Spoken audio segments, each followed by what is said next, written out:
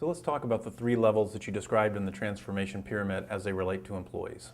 In some ways, of the three pyramids, it was the easiest one to come up with because it was most connected with how we were actually already operating, but we just didn't have language for it. So the survival need for an employee is money, most simply. It's really the compensation package, combination of the wage or salary and the benefits package and job security. It's all of that. Now, I'm not saying there aren't people who are CEOs making $20 million a year that aren't interested in money. And they are, and they may be looking for other needs being met by that money. But the basic need for survival for employees really comes back to money. The number one reason an employee leaves their job is not because of money. The number one reason is because of their boss.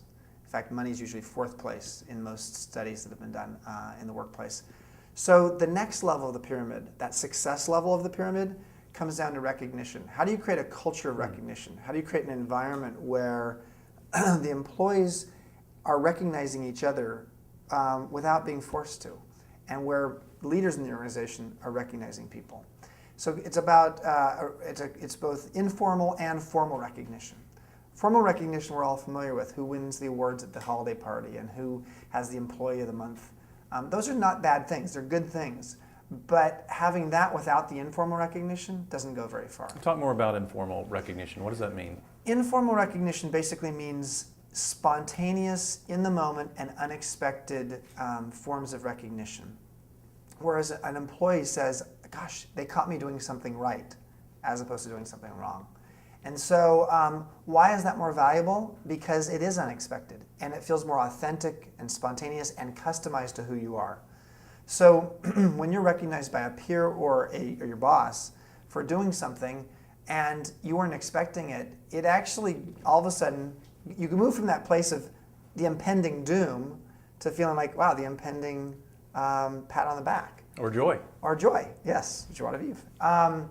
So what we started to do back in 2002, when the world fell apart in the hotel business here in the Bay Area, is we started trying to figure out how to create a culture of recognition.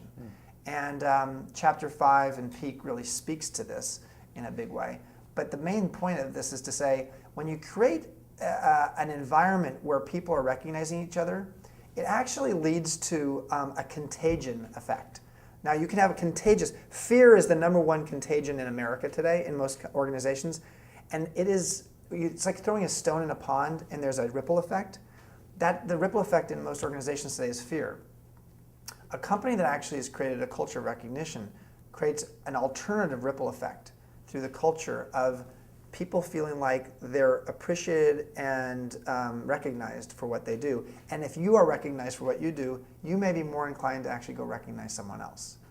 So we've done a lot of things as an organization. You want me to tell you? Yeah, give some examples I'll of give that. you one example that's simple that any organization could start doing tomorrow. Back in 2002, we would have these executive committee meetings every week. Top 15 or 16 people in the company coming together for a 2-hour meeting to just talk about what's going on. Generally speaking, those were depressing meetings back in 2002, as they would be again today, because there was a lot of bad news for us to share and talk about how we were going to get through it.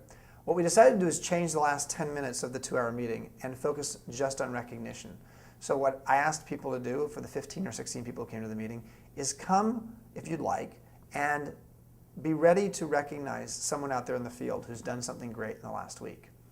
So usually on a normal week, about half the people, maybe 8 people, would actually recognize someone.